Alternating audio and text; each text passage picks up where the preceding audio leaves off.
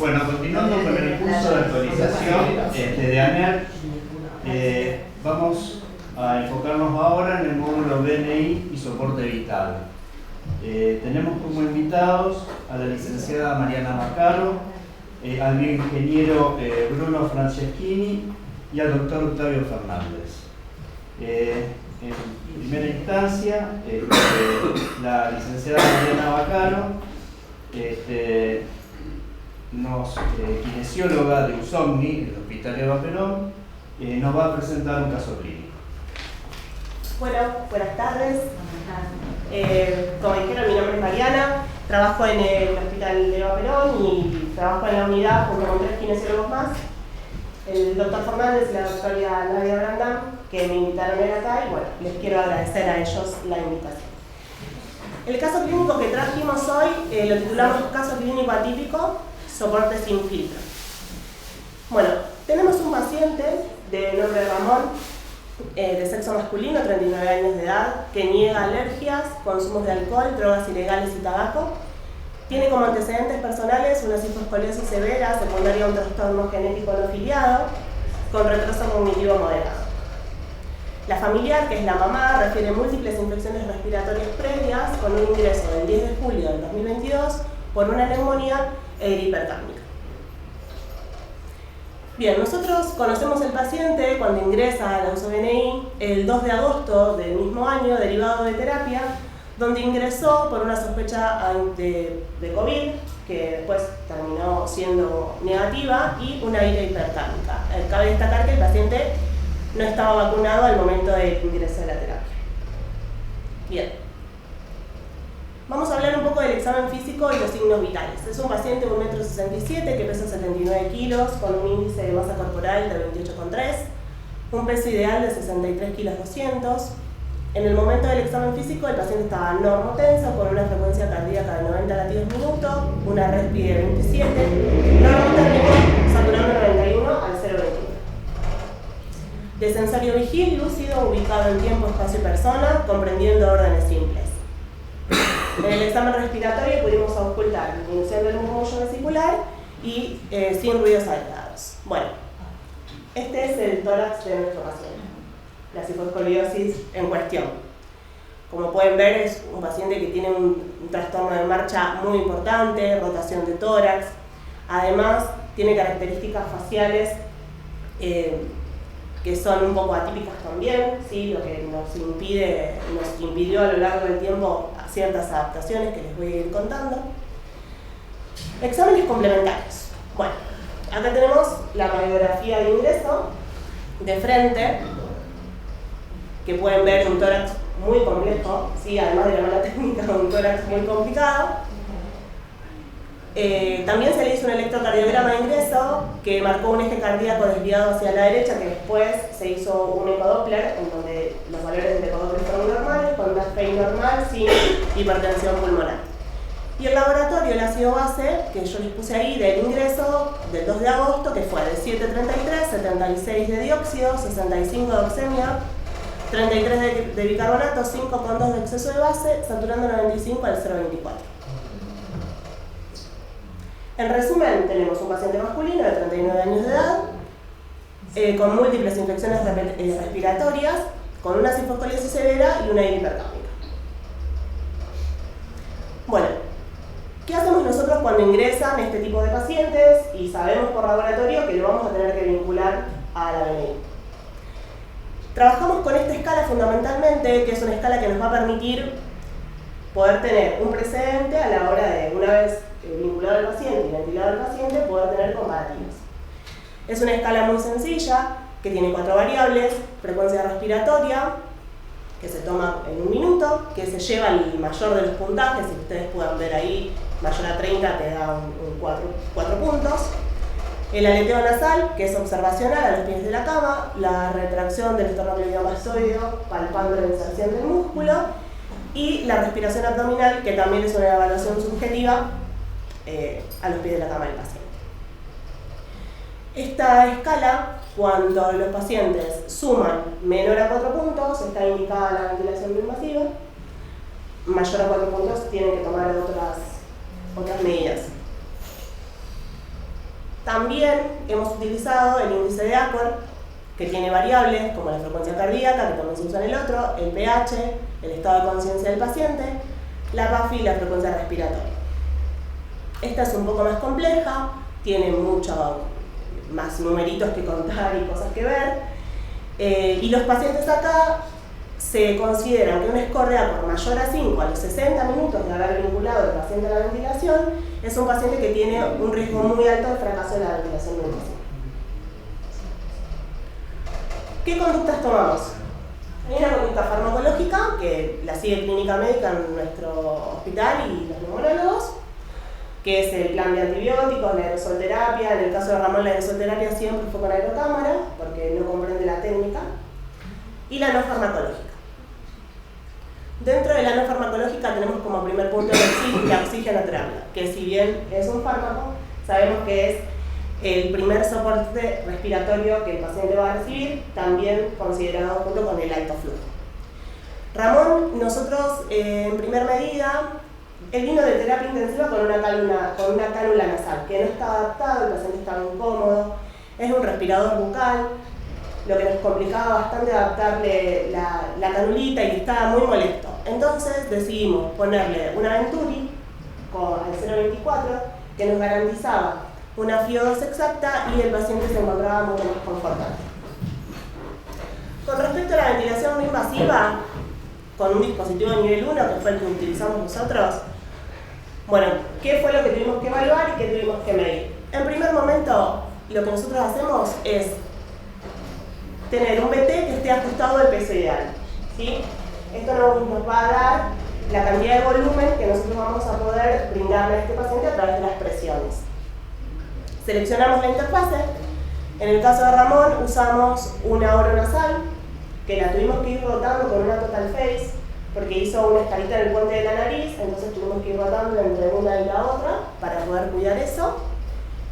Y después trabajamos con las pruebas de tolerancia. Una vez que vinculamos el paciente a la BNI, tomamos todos los parámetros del momento, hacemos las evaluaciones, hacemos las escalas y lo volvemos a evaluar a la hora y a las 3 horas. ¿Con qué? Con la misma escala de trabajo respiratorio, el estado ácido-base y siempre pudiendo tener en cuenta la tolerancia del paciente y la comodidad del mismo. El paciente se va de alta el 5 de agosto con un pH de 7,39, 53 de dióxido, 69 de oxemia, un bicarbonato de 28,6, un exceso de base de 1,8, saturando 97 al 0,21. Se externa con indicación de BNI domiciliaria a la espera del dispositivo en su hogar. Bueno, antes de empezar a discutir esta parte de la presentación del caso, porque la idea es fragmentar el caso en 3 momentos y queríamos la participación de ustedes, después cerrar un poco la justificación de toda la conducta que se tomó en este paciente. No es un caso enigmático como hemos tenido otras veces, aunque tiene un final interesante, pero el desarrollo más o menos está bastante claro, no hay demasiada discusión ni demasiada posibilidad de análisis ni debate en todo esto, pero a lo mejor ustedes quieren hacer algún comentario respecto de todo esto, de este paciente, alguna duda que tengan respecto de la presentación o algún aporte que quieran hacer respecto del manejo que se hizo del paciente durante la internación y en la externación inmediata, que es lo que más nos va a importar a partir de ahora. ¿Cómo hace la prueba de tolerancia? La prueba de tolerancia, fundamentalmente, nosotros nos basamos en lo que el paciente manifiesta. Hay mucha variabilidad de pacientes, gente que se adapta súper bien, que no tiene ningún problema con la presión, y gente que se siente ahogada y realmente los tenemos que derivar a terapia intensiva porque nosotros no los podemos controlar. Es subjetiva, es según la comodidad que el paciente vaya teniendo. A veces es la interfase lo que no lo deja cómodo al paciente. Si el paciente comprende órdenes, podemos poner una nasal con la orden de que mantenga la boca cerrada y le da mayor movilidad, puede comer y demás. Y siempre tratamos de manejar el confort de acuerdo a lo que el paciente nos va manifestando. Hay una serie de scores clínicos, de puntajes y demás, que lamentablemente yo estoy viciado porque aparte tengo que ver en algo de la formación y como soy un tipo bastante pragmático, si te sentís bien, listo, entonces está bien, anda a tu casa. Sí, la pregunta sigue. Sí, Esa es la tolerancia que los parámetros que se determinan. O sea, la titulación se estaría haciendo con un estado ácido-base o estaría indicado hacer algún estudio para titular. Los parámetros trabajamos en la sala con los equipos que ustedes van a ver, ¿sí? No trabajamos con régimen nasal. Vamos titulando las presiones siempre según la tolerancia que va teniendo el paciente y tratando de llegar a este volumen que yo te cuento que sacamos con el peso. Lo más cercano posible.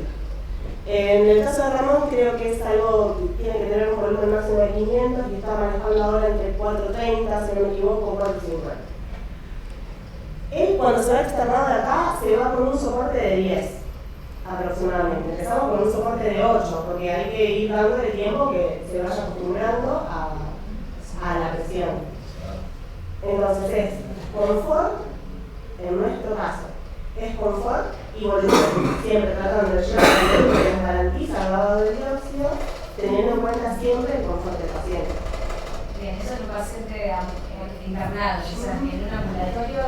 Bueno, este es el punto, claro, la pregunta tuya está buena, porque lo que hacen ellos durante la internación es genial, porque el paciente se va en la situación más próxima al video. Uno no debería externar a un paciente a BNI domiciliaria con una PCO2 ya con el dispositivo mayor a 45. En la práctica lo hacemos, como ven, se fue con 53 de PCO2.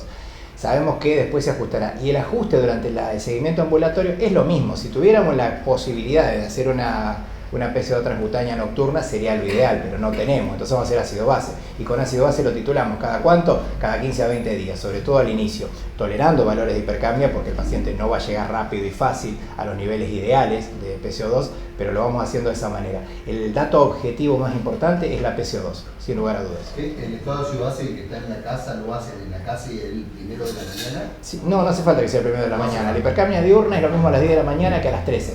Hipercamia diurna es hipercamia diurna. La utilidad de la PCO2 inmediata y la saturación, o el bicarbonato más bien, viste que el bicarbonato tarda más en lavarse. La utilidad de eso sería más que nada en los pacientes con trastornos ventilatorios del sueño, apneas o síndrome de oxígeno por ventilación. En los pacientes neuromusculares, EPOC y demás, en cualquier momento del día. El criterio es en cualquier momento del día. Hacer a la mañana igual, primera, cuando se levanta, que vaya y lo haga en plazo que le quede cómodo. Incluso a veces lo hacemos, a veces lo hago en el consultorio, yo veo un paciente derivado afuera y viene con la BNI y anda ahora a hacerte el ácido base a las 11 de la mañana y viene 3 menos. Pero si una obesidad o una apnea lo hacen. Y en ese caso sería lo ideal, sería más sensible, aumenta la sensibilidad sin lugar a dudas. Sí, sí, porque fue el dióxido durante toda la noche. En este caso que no tiene hipoxemia crítica, digamos. No tiene hipoxemia crítica, exacto, solo hipercambio. Solo hipercambio.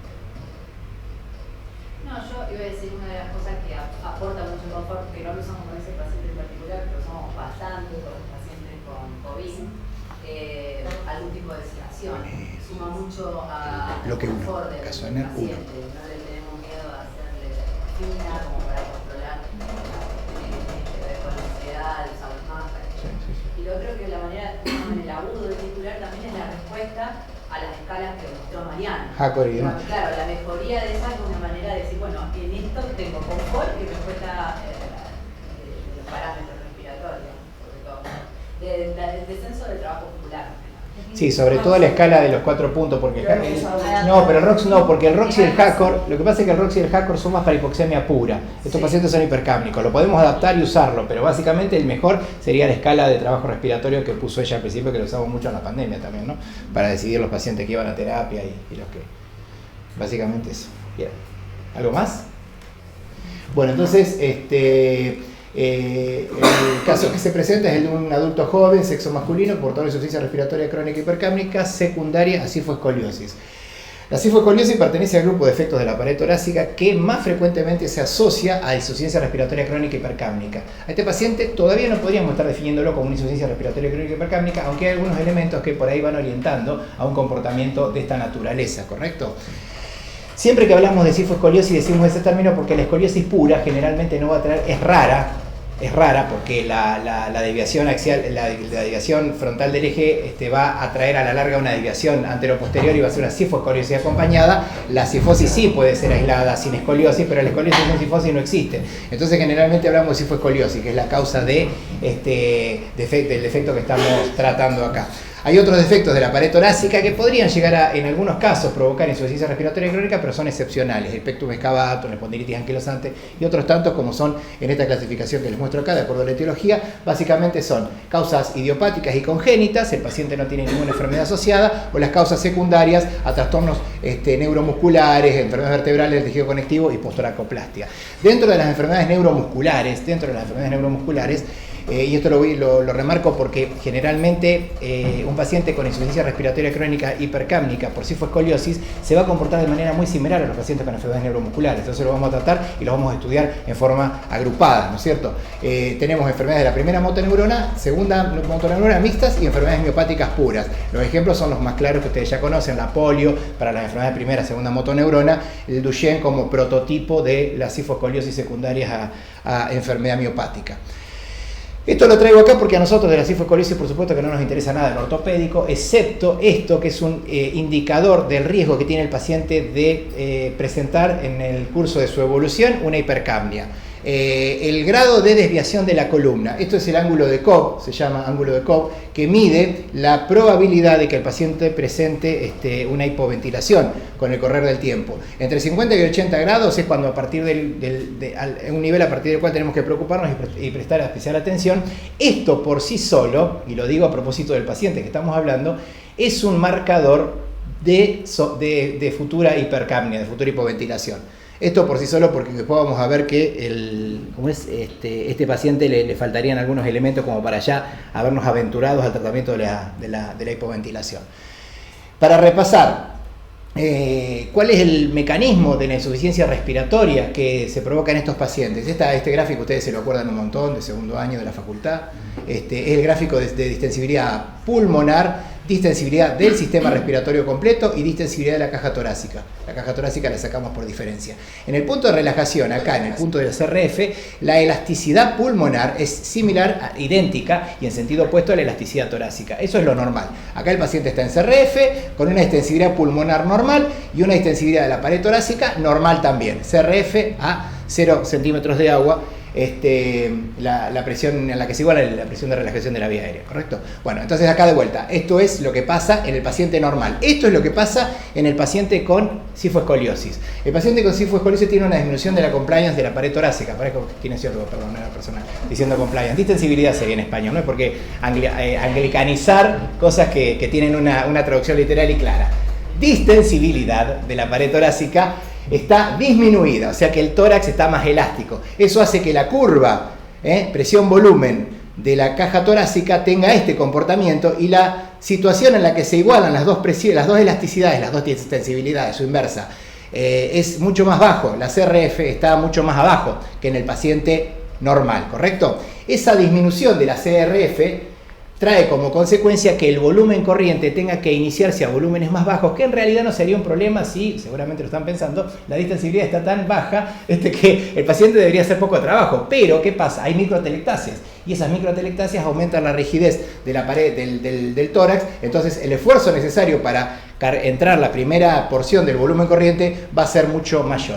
A esto, a la disminución de la distensibilidad de la pared torácica, se le suma también la disminución de la fuerza muscular. Por la propia enfermedad de base, dijimos que muchas sifoescoliosis son secundarias a enfermedades miopáticas, o por la propia alteración anatómica de la pared, ¿no es cierto? Todo eso trae consecuencia una disminución de la fuerza muscular que se puede medir, esto para repasar los valores de referencia, ¿se acuerdan? A través de la Pimax y la Pmax. La relación entre la presión que ejercen los músculos respiratorios y la presión máxima que pueden ejercer los músculos respiratorios es, cuando esa relación supera el 40%, el paciente está en alto riesgo de entrar en fatiga muscular. Nosotros no llegamos nunca a ese nivel, normalmente. Los pacientes con sifoescoliosis tienen una Pimax disminuida por disminución de la fuerza muscular. Esa reducción de la Pimax hace que la probabilidad de llegar a la fatiga muscular sea mucho más alta, así que tienen un menor umbral de fatiga, están a un paso de presentar la complicación que estamos hablando, que es la hipoventilación. En definitiva, entonces, la CRF disminuida, por un lado, por la compliance, la Pimax disminuida por el efecto muscular, van a traer como consecuencia una respiración rápida y superficial, con microtelectasia, como dijimos, hasta que este mecanismo se agote y termine el paciente haciendo una hipoventilación. ¿Cómo tratamos la hipoventilación del paciente sifoescoliótico? Con BNI. sin lugar a dudas y sin discusión. Esto es muy empírico, porque en realidad no existen a la fecha estudios clínicos randomizados, controlados por placebo y doble ciego. No existen. Entonces la mayoría de lo que tenemos son estudios no controlados. Pero la evidencia que surge de esos estudios no controlados es que la BNI mejora la arquitectura del sueño, la gasometría arterial, la mecánica y los volúmenes pulmonares y por supuesto optimiza el trabajo respiratorio bajando la resistencia de los músculos respiratorios. En el caso clínico entonces que estamos hablando acá, como dije antes, no tenemos estrictamente una definición de hipoventilación del paciente, no la tenemos, pero hay elementos que nos hacen pensar, y queda claro, y no va a caber ninguna duda por la evolución posterior del paciente que está ya en presencia de una insuficiencia respiratoria crónica hipercápnica. Fue el debut, sin embargo el ángulo de Koch que presenta este paciente no lo tenemos medido, pero ustedes vieron en imágenes que seguramente no es mayor al 80%, es mayor al 120%, ya está tan torcido que dio una vuelta, pobrecito, parece una espiral. Así que bueno, eso sería hasta acá lo que tenemos de este paciente. Bueno, y el otro elemento era la severidad de la hipercapnia aguda, decía también, porque semejante nivel llegó a 70 y pico de hipercapnia cuando estuvo en terapia, eso de alguna manera hace pensar que el paciente vaya a terminar necesitando la ventilación no invasiva. Seguimos.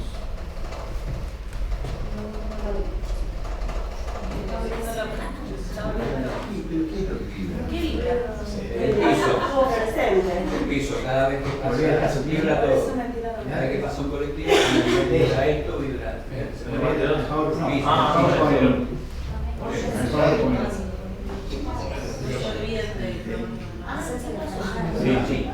pero eso es muy serio.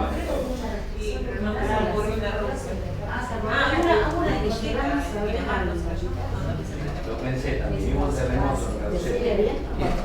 Todo puede ser.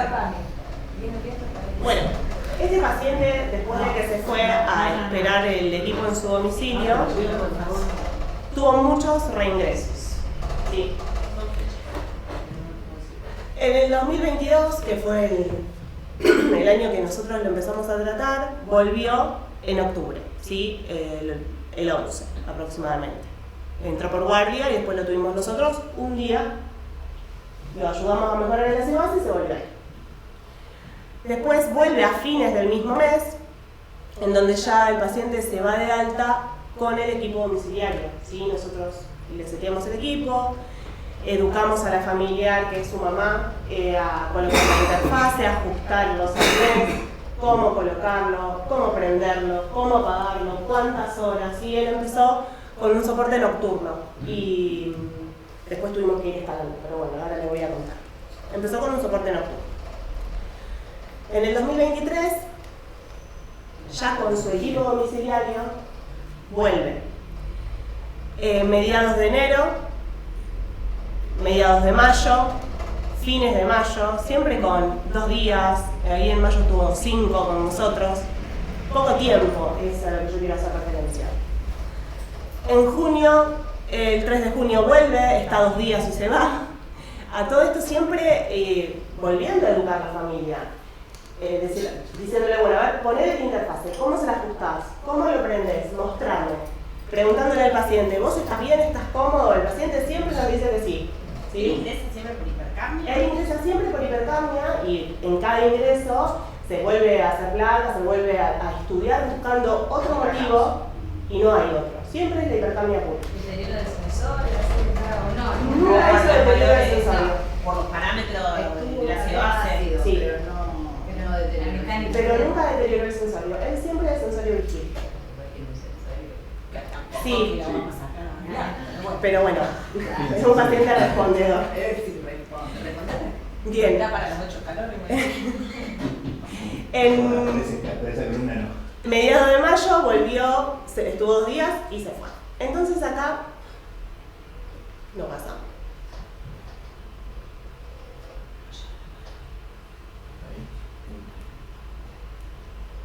A ver si la pasás vos. Ahí está. Entonces acá es donde nosotros nos plantamos y decimos, ¿cómo seguimos con Ramón? ¿Ustedes qué opinan? ¿Qué hubiesen hecho con Ramón? Los de terapia querían. Los de terapia querían. Terapia había propuesto sedarlo. Había propuesto sedarlo y a mejor. Vincularlo al respi, tratar de lavarlo con el respi Y el sedarlo. problema fue la no adherencia, no entendimiento de No esa no sabíamos cuál era el adherencia. problema. que teníamos que seguir escalando con el soporte. Que a lo mejor nos estábamos quedando con la conversión. Rápidamente ya mejoraba y se iba. Pero porque el paciente mejoraba con nosotros en el hospital y en la casa empeoraba. ¿En la radio estaba hablando solo en la noche en ese momento? A esta altura ya habíamos empezado. Sí.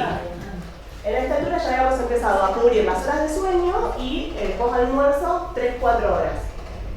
¿Sí? La familia muy comprometida, no nos mintió, usaban el equipo. Yo lo que más pensaría ahí que tiene fuga, por ejemplo. Fue algo que planteamos, pero lo revisamos con el familiar y no fugaba la interfaz. Porque fue una de las cosas que se nos ocurrió, decir, bueno, la goma que recubre la interfaz se rompió, está fugando. Y estar internado, haciendo nocturno, ¿qué pasaba? Mejoraba.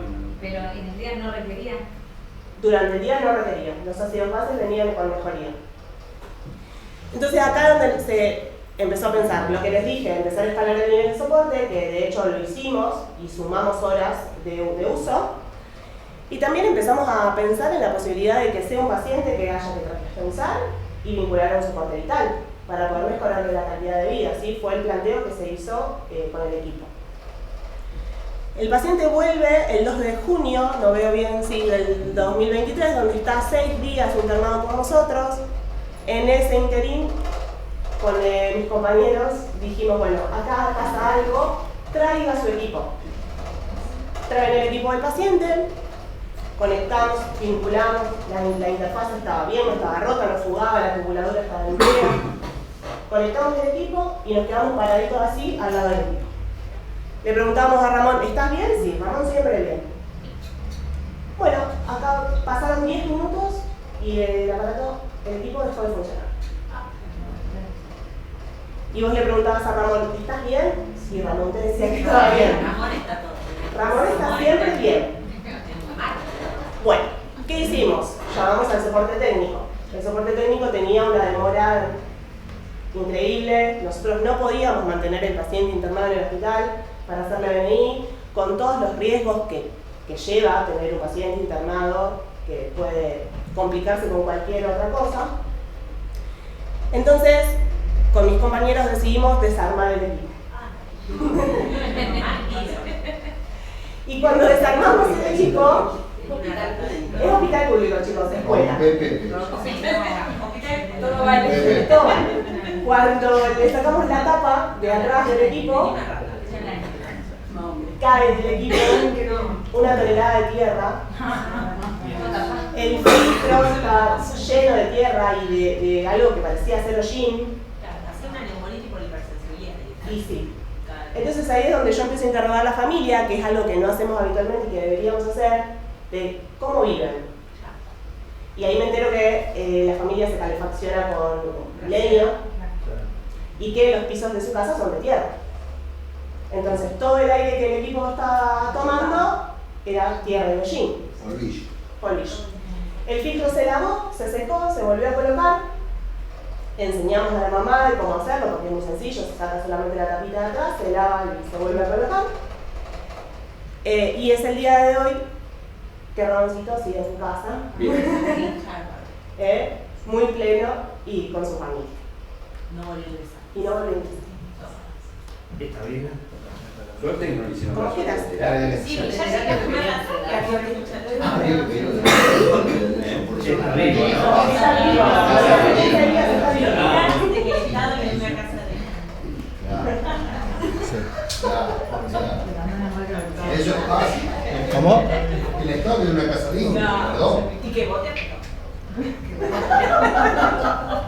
Sí, claro. Sabe muy bien. No, me quedé pensando en lo que decía ella, se la educó a la familia, no, educar en este país después de Perón es imposible. Porque ya te quitaron. Bueno, entonces, Que no te perdona.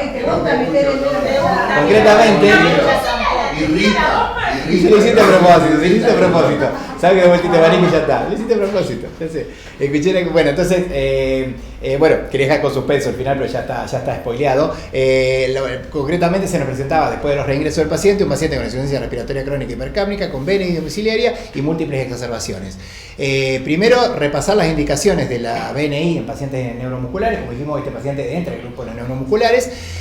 Nosotros vamos a indicar BNI cuando tengamos objetivamente la demostración de que el paciente tiene una hipoventilación. Sin lugar a dudas va a tener hipoventilación cuando tenga hipercapnia diurna. Sin embargo, es un elemento tardío la hipercapnia diurna. No podemos esperar a que aparezca la hipercapnia diurna para empezar a indicar la ventilación invasiva. El gol estándar para definir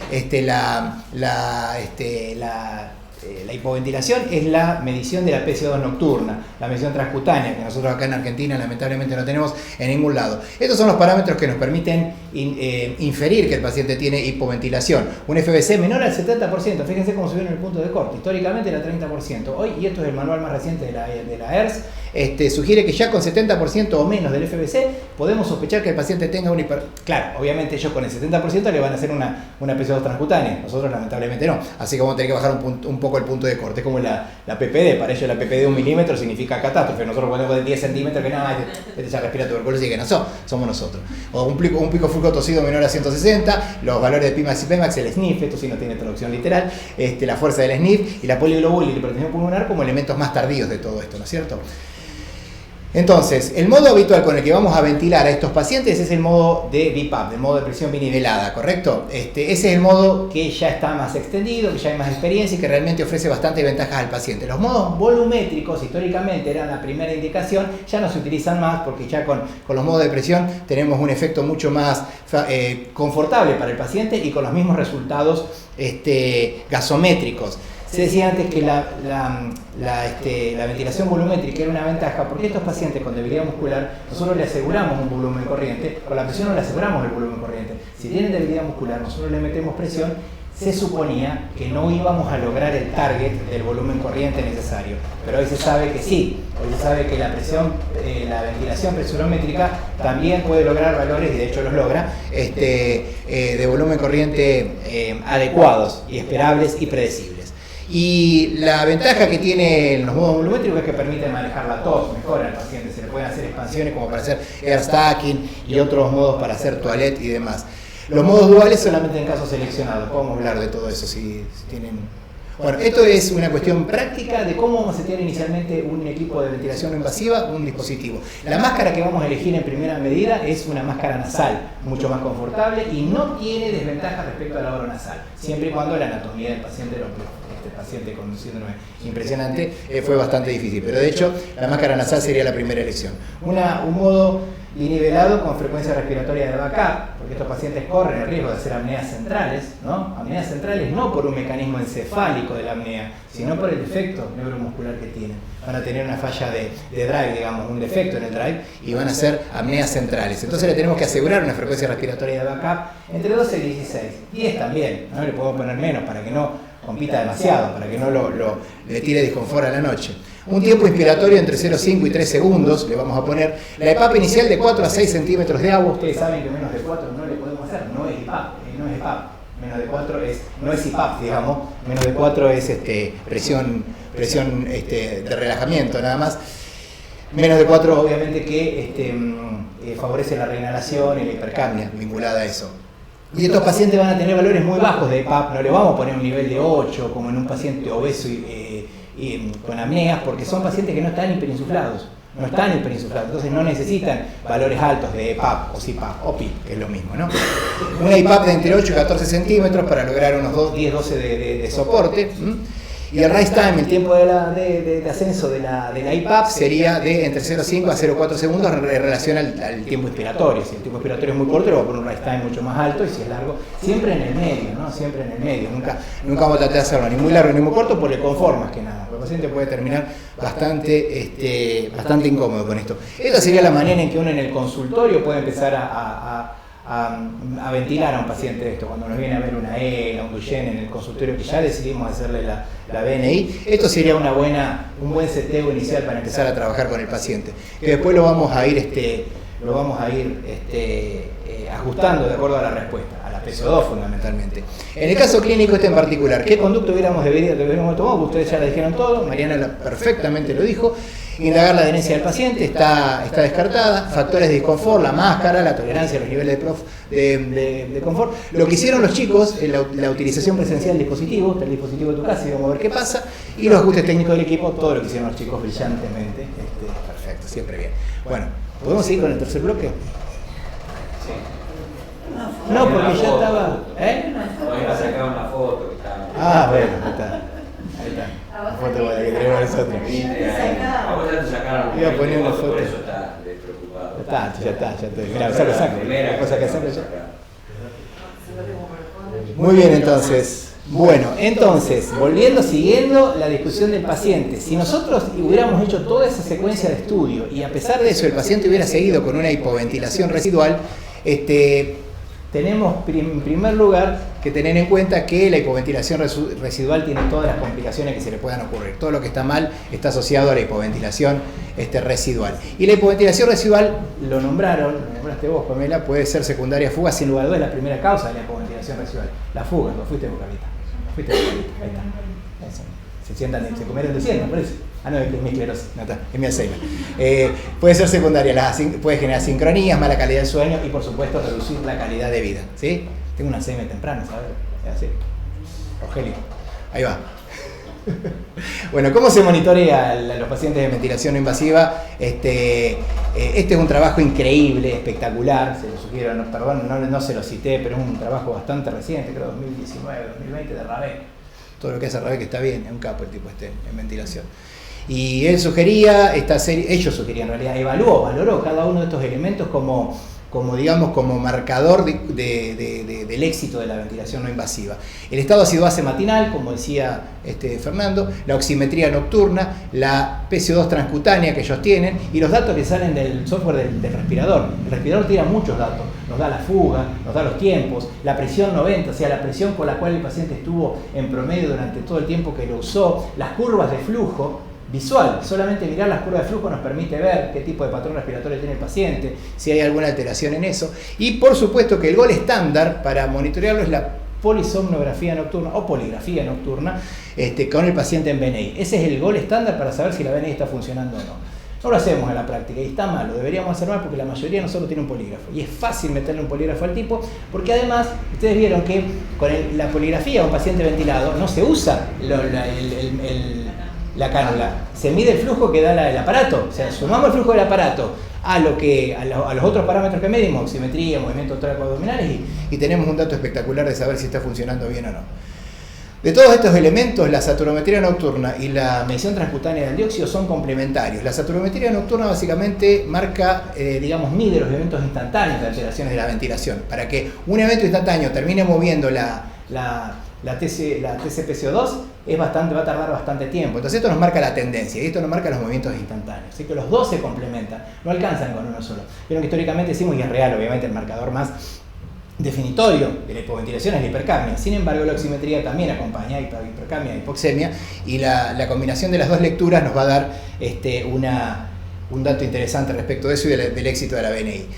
Cuando nosotros tenemos que más del 30%, el paciente más del 30% de la noche estuvo con saturaciones menores al 90%, esto es el T90 mayor a 30% significa que el paciente está hipoventilando, todavía está hipoventilando. Estamos hablando de un paciente ya definido. Los pacientes con apneas del sueño tienen T90 mayor a 30, seguro, pero no están hipoventilando, lo hacen por apneas, por hipoxias intermitentes, es distinto, es otra cosa. En este paciente el T90 no sirve para eso, en el apneico del sueño no. En los neuromusculares se considera el punto de corte el 5%, fíjense, o sea que si un paciente con enfermedad neuromuscular tiene un T90 mayor al 5%, mayor al 5%, significa que está en presencia de una hipoventilación, o por lo menos podemos inferir que tenga una hipoventilación. Bueno, este gráfico es medio complejo, lo vamos a saltear. Hablamos entonces seguimos, y me engancho con ventilación invasiva, ¿está bien? Seguimos adelante con esto, porque yo me medio extenso, pero no, espero que no. La ventilación no invasiva. Nosotros tenemos en la ventilación invasiva distintos tipos de circuitos para hacer en el paciente. Circuitos de una sola rama, donde vamos a tener nosotros acá el puerto exhalatorio para que el paciente no reinhale. Estos son los tradicionales equipos portátiles de flujo continuo, ¿no? Una sola rama. Entra el aire por acá, fluye por acá afuera y el paciente no reinhala. Podemos hacer todas las modalidades de presión por ahí. En otros sistemas tienen que es con máscara cerrada, tiene una válvula exhalatoria acá donde sale el dióxido y una pequeña fuga para asegurar la salida del aire exhalado y el típico ejemplo de las dobles ramas, ¿no es cierto? Esos son los conventos, los ventiladores de soporte vital, en el caso que vamos a charlar ahora, o los respiradores convencionales. Las interfaces, ya las conocen, oronasales, nasales, esta es la pieza bucal, el helmet, las nasales con pilo, que son las de las de mínimo contacto y la full face, ¿sí? Entre la full face, o sea, la facial total y la oronasal, la única diferencia que hay es el apoyo en el dorso de la nariz. No hay ninguna otra utilidad. Todos los estudios que han pretendido demostrar la superioridad, mal que les pese a nuestros primos los terapistas, los quiero mucho y les quedé un saludo a los terapistas, que ellos dicen que no, hay que meter el acoso. No, ¿por qué? Porque no fuga, vos fugate de acá, tu cerebro se fuga. No, no es realidad, no es mentira, está mal, no tiene más fuga, no. Se adapta y se adapta igual. El tema es el apoyo dorsal. Entonces, facial total, y digo, pero mirá, acá hay un trabajo donde dice que la nasal. A ver, cabeza termo, mirá el dibujito. ¿Ves la facial que te dice acá? Los yankees dicen facial total a la oro nasal. ¿Sabes por qué? Porque piensan más que vos. Entonces, como saben que la facial total igual a la oro nasal, entonces dicen oro nasal o facial total. No importa. Otro tema. Lo concreto es que la única ventaja que tiene la facial total sobre la oro nasal es justamente el apoyo dorsal. Que ni siquiera, porque ahora vienen las apoyas, las Maraviu y todas esas que vienen sin el apoyo frontal, sin el apoyo del dorso de la nariz. Así que, por ese lado no estaría mal. Baja a uno. No, porque esto no tenés que escuchar. Es para que no se escuche. Como la propaganda de la Después se corre a 0,5. A veces el termo se escuchó fenómeno. Sí, ¿no? Pero me refería al helmet. ¿Qué, boludo? ¿Entendés, boludo? Bueno, ventaja y desventaja no voy a entrar en demasiado eso porque me parece que más o menos lo tenemos. Vamos a los puntos más importantes que me parece que son los conceptos teóricos que vamos a poner ahora de soporte vital. ¿Sí? Muy bien. Es la última, ¿no? Bueno. No puede el final. Bueno, ahí está. Entonces ahora vamos con... Mañana dijo que tenía que terminar a las 8:15. Ya me estoy pasando. Yo estoy preocupado. Ahí está. Pero el partido de Boca. Tranquilo. ¿Puedo relajarme? Fernando. Bien. Bueno, vamos a hablar ahora entonces del soporte vital. Tema interesante que me propuso Nadia, la verdad que me parece muy lindo. No llegó a ser el caso de nuestro paciente. Como ustedes vieron, en algún momento al paciente se planteó la posibilidad de pasar a un soporte, a una terapia de soporte vital.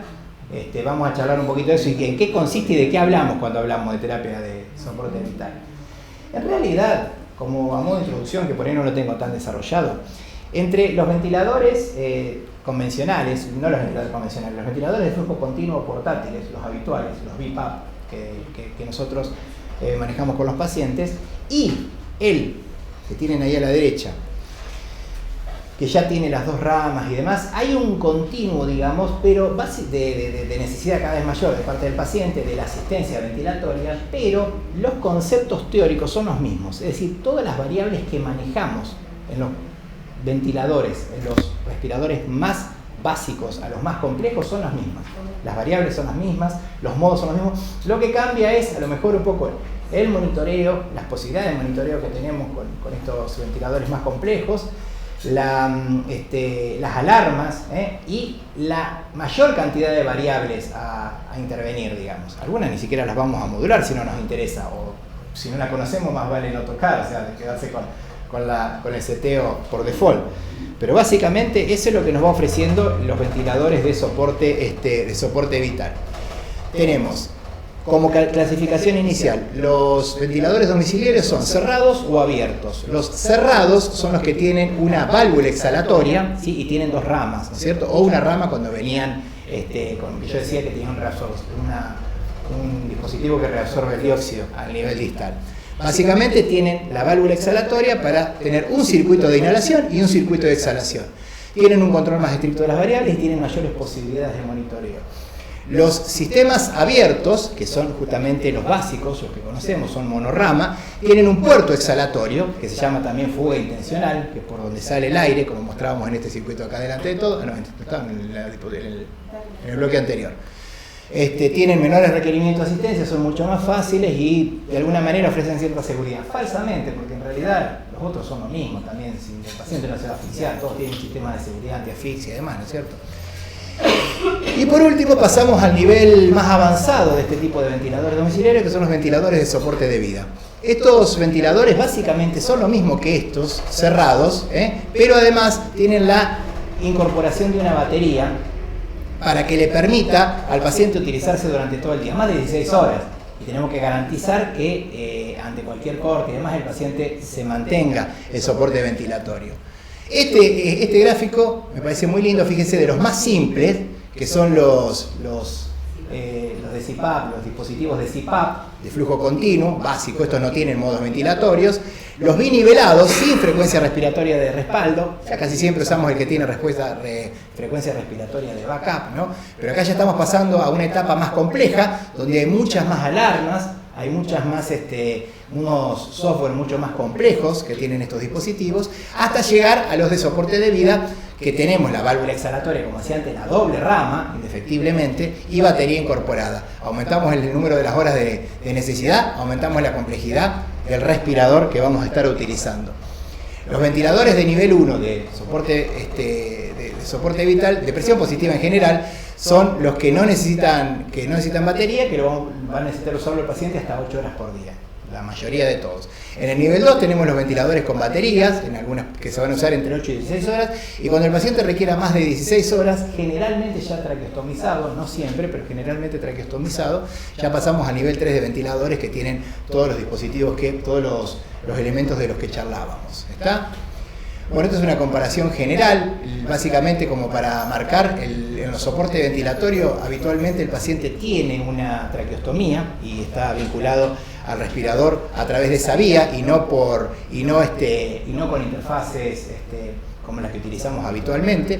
Esto quedaría para los pacientes con ventiladores de niveles más bajos, ¿correcto? Bueno, eso sería. Después las alarmas y todo, obviamente todo esto va creciendo en la medida que ascendemos en la escala, ¿no?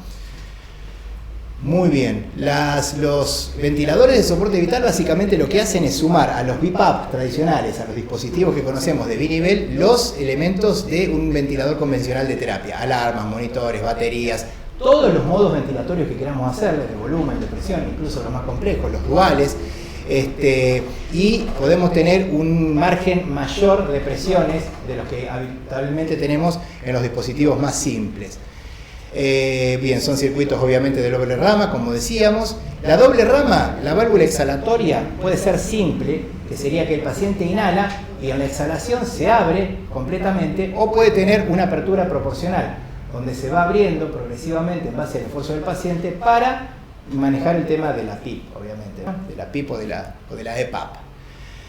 Este concepto es importante, que de acuerdo al fabricante, estos dos elementos, ahora voy a poner una diapositiva con la terminología más habitual que se utiliza, pues la IPAP o PIP más PS es lo mismo. En algunos respiradores ustedes tienen esta nomenclatura. El soporte, que es la diferencia entre la presión inspiratoria, IPAP, y la presión expiratoria, o EPAP, y la PIP, que sería la EPAP. ¿Entienden? O sea, esto es PIP más EPAP, es lo mismo que IPAP menos EPAP. ¿Correcto? ¿Es claro? Sí, está claro. Es una cuestión de fabricantes, ¿no? Pero básicamente es lo mismo. Esto sería ventilación con soporte más PIP y ventilación binivel. Iba a hacer algo de terapia, pero no lo voy a decir. Lo voy a saltar. No, lo voy a decir. Sí. Claro, pero es útil decir, che, loco, ¿está con PIP? No, está con soporte más PIP. La defensa descansa. Elección del ventilador. ¿Qué elementos tenemos en cuenta a la hora de elegir el ventilador? Por supuesto, condiciones del paciente y características del dispositivo. Cuestiones bastante obvias, obviamente. Esto parece una verdad bastante perogrullo, diríamos, ¿no? Bastante evidente. Uno va a elegir siempre el que tenga más confort, el que el paciente adapte mejor, el que tengamos disponibilidad, el que nosotros tengamos más experiencia en el manejo, el entrenamiento de todo lo que vamos a manejar al paciente con el ventilador. ¿Está? Bueno, y ahora sí voy a repasar un poquito para las variables que vamos a manejar a la hora de setear un aparato, que ahora con la parte práctica lo vamos a trabajar ahí. Un recuerdo de lo que es el ciclo respiratorio y las 4 fases que integran el ciclo respiratorio. El ciclo respiratorio empieza con la inspiración. Antes de la inspiración hay un disparador que inicia la respiración. La fase ascendente y hasta llegar al límite sería la parte que mantiene la inspiración. Este punto donde la inspiración termina y empieza la expiración es el ciclado, variable fundamental, y esta fase descendente hasta la recuperación llega a la fase 5, que es la línea de base. 4 etapas: el disparo, el límite, el ciclado y la línea de base. ¿Sí? De acuerdo a la variable que nosotros modulemos, el modo ventilatorio que vamos a estar aplicando. Esto es básico y elemental. ¿Sí? La variable de control, es decir, ¿qué le tiramos? ¿Le tiramos volumen o le tiramos presión? Como decíamos antes, en los modos volumétricos le vamos a tirar volumen. En los modos de presión le vamos a tirar IPAP y EPAP, un soporte. ¿Le tiramos un soporte o un volumen corriente? Modo volumétrico o modo presión, para hacerlo lo más simple posible. Después tenemos todas las combinaciones posibles. La variable de disparo, es decir, si el paciente dispara por el esfuerzo inspiratorio de él, si el aparato va a detectar una caída en el flujo continuo que tiene el dispositivo, detecta una caída, significa que el paciente hizo un esfuerzo inspiratorio y eso dispara la respiración. Esa es la variable de disparo, que puede ser, si no es el esfuerzo del paciente, sería tiempo. O lo dispara el paciente o lo dispara el respirador, porque no podemos esperar que el paciente, si el paciente no respira, le tenemos que dar un tiempo para que dispare. No lo mide automáticamente. Sí, si se puede, sí. Si pero el paciente no dispara el aparato. Exacto, y eso es la frecuencia respiratoria de backup. Puede decir que el tipo respire solo, pero si no respira, y ahí le tira una. ¿Entendés? O sea que de alguna manera, fíjate qué interesante, si razonamos bien el concepto, antes no se usaba frecuencia respiratoria de backup, sino tiempo de apnea. Es decir, ¿cuánto le tolerabas de tiempo de apnea? Es lo mismo. Si yo le tiro 10 por minuto, digo, no, le tolero no sé, 3 segundos y medio de apnea, ¿me entendés? Y ahí disparo, bueno, 3 segundos y medio es bastante. 6 ponele, ahí está, muy bien. Bueno, la variable límite, que es la variable que generalmente es la misma que de control, generalmente, podemos ver que hay algunos respiradores que no, y la variable de ciclado, es decir, cuándo pasa de inspiración a expiración. Normalmente el ciclado también en estos dispositivos se produce cuando automáticamente el respirador, el flujo, detecta que dejó de hacer esfuerzo, dejó de respirar, toma y ahí cicla. Eso sería el ciclado por el esfuerzo del paciente, por flujo o por presión. Pero hay pacientes que no les cae nunca, por ejemplo un EPOC. El EPOC sigue, y ahí le tenemos que ciclar por tiempo. No hay que permitirle que siga tanto porque si no vamos a tener una PIP gigante, va a ser el muñeco Michelin de la PIP, ¿no? Entonces la variable de ciclado sería esa, generalmente es tiempo o esfuerzo del paciente, caída del flujo del paciente. Y la variable de base, que es la de la fase, expiratoria, la fase previa a la próxima expiración. Esa variable de fase es la presión que queda al final de la expiración. Y esa presión que queda al final de la expiración es la PIP, CPAP o EPAP, ¿no es cierto? Que es todo lo mismo. El volumen, no el volumen residual, la capacidad residual funcional, porque es volumen residual más volumen de reserva inspiratoria.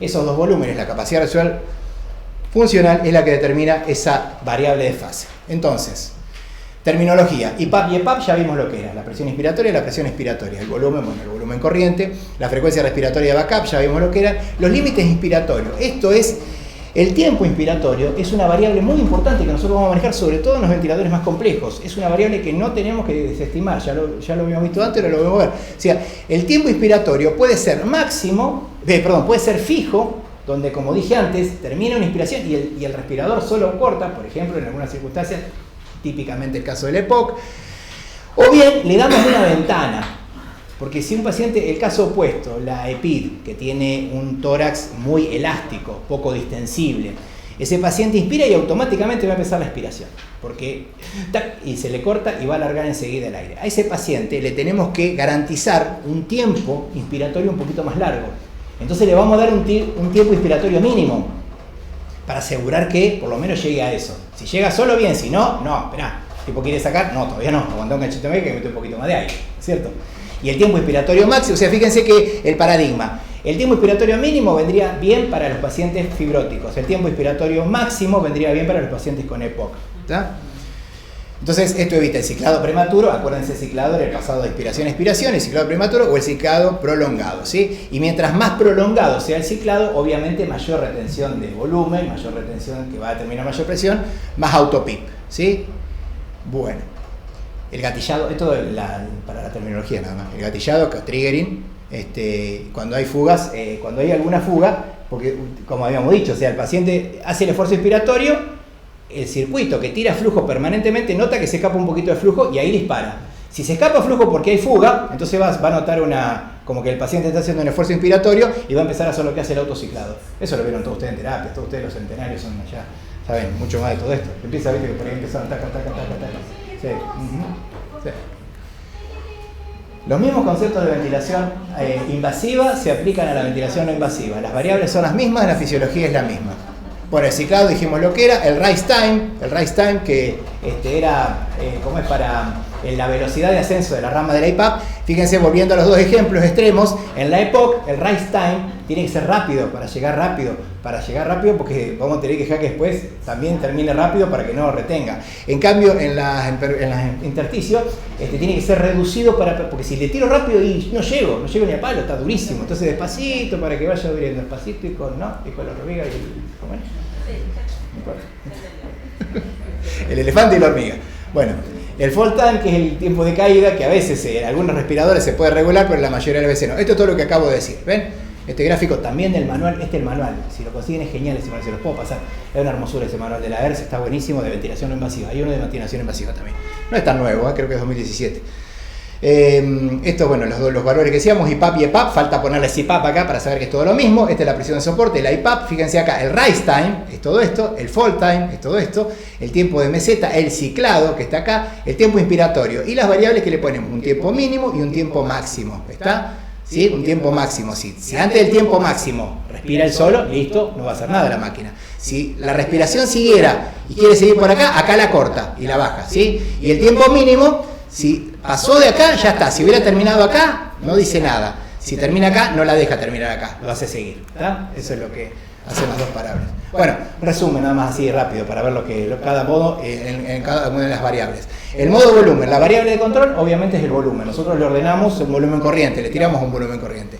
La variable de disparo es el propio esfuerzo del paciente, ya sea por flujo o por presión, salvo que tengamos los modos controlados. En los modos controlados, cuando el paciente está ya un neuromuscular de última o un sedado, obviamente, vamos al modo controlado y en ese caso el disparo sería por tiempo. La variable de límite también es el volumen y la variable de ciclado el tiempo. Llegan los 500, 450 de volumen corriente, los mantiene durante 0,5, 1, 2, 3 segundos y sale y baja. Variable de ciclado, tiempo. Y la variable de base es la propia PIP que le queda al paciente, la autopip. En los modos de presión, la variable de control es la IPAP, la presión inspiratoria. Esa es la variable de control. Otra vez, la variable de disparo, el esfuerzo del paciente. En los modos ST, ¿saben cuáles son los modos ST? Obviamente, el modo ST es básicamente el BIPAP con frecuencia de backup, ¿no es cierto? En esos, intermitentemente, va a disparar el respirador. En todos los demás, dispara el paciente. La variable límite también es la presión, la de ciclado es el esfuerzo del paciente, y la variable de base es la EPAP, en este caso, que no es otra cosa que esa. Y en los modos, el control del tiempo inspiratorio, que era lo que habíamos charlado antes, puede ser un tiempo fijo, como dijimos, el paciente dispara pero el ventilador cicla, o sea, le deja al paciente que haga el esfuerzo, pero él se asegura de que la inspiración no pase de determinado nivel. Un tiempo independiente donde no se interviene, y si tarda 0,5 que tarda 0,5, si tarda 10 segundos que tarda 10 segundos, el paciente tiene que estar enterísimo. Y el tiempo inspiratorio con ventana, donde ponemos una Tmax y TD, lo que acabamos de decir, ¿cierto? Bien, y la combinación de los dos es donde nosotros al ventilador, cuando respira el paciente solo, le damos una ventana para asegurarnos una duración esperada. Y en la respiración asistida que sea fijo. Y por último, espero que sea lo último, el modo híbrido. En el modo híbrido nosotros tenemos la variable de control. El modo híbrido es un BIPAP con control de volumen. O sea que es un BIPAP, pero además le controla el volumen también. Entonces, le tiramos una IPAP, pero nos aseguramos que además de ese valor de presión también tenga un volumen corriente determinado. No volumen corriente, volumen minuto, pero no importa, es lo mismo. Nos aseguramos un volumen, se llama ventilación y nivelada con aseguramiento de volumen. ¿Está? Pero la yo te dije que no soy precobra. Sí, no, los trombos no son gratis. Entonces, esa la variable de control sería la IPAP. La variable de disparo, el esfuerzo del paciente, igual que en el otro. Y la variable límite acá, que es el volumen. O sea, va a llegar hasta determinado volumen, va a asegurar determinado volumen. El ciclado, el esfuerzo del paciente, y la variable de base, la EPAP.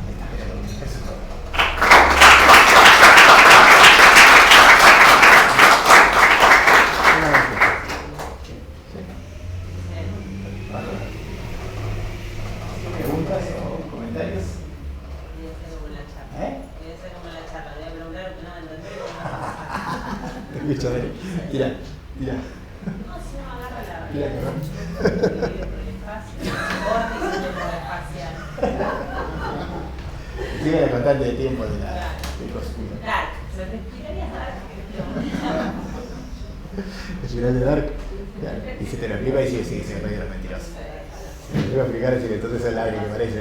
No parece eso. Él quiere dar una pequeña charla antes de empezar con los respiratorios. ¿Tienen algún comentario o algo antes?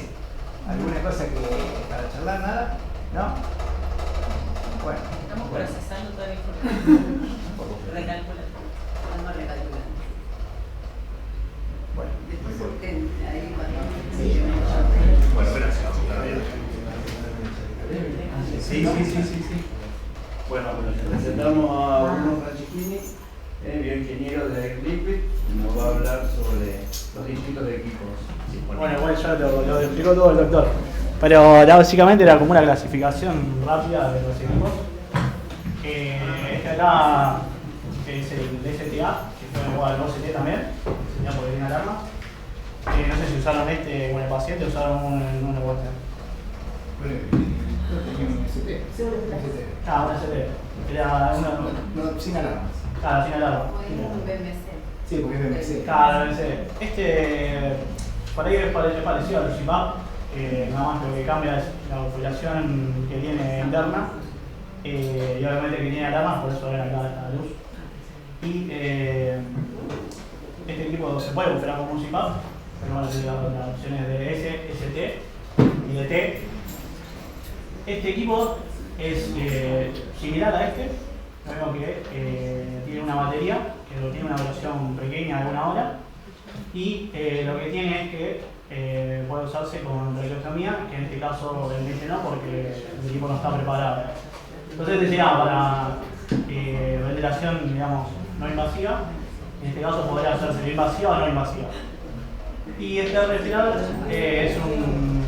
pueden conocer este, Monal, o también puede ser el Puritamere. Este equipo tiene 8 horas de batería, es decir que este equipo se usa para más de 16 horas, o sea, de soporte vital, más de 16 horas de uso por día. Este acá no se puede usar, o sea, el fabricante no recomienda el uso de más de 16 horas, porque bueno, la batería no lo aguanta y bueno, obviamente no está preparado para hacer un soporte vital. Entonces, pero bueno, esto también se puede usar como BNI, como ventilación invasiva y no invasiva. Y la diferencia que tiene mayor duración que este, y va a estar preparado para durar mucho más el tiempo. Pero bueno, tenía una presentación, pero era muy similar a lo que había planteado, así que. Pero era para separar un poco los equipos y ver cuáles son de soporte vital y cuáles no. Y la diferencia que hay. Está buenísimo entre que y bueno, obviamente que este se puede configurar de cualquier manera de los otros.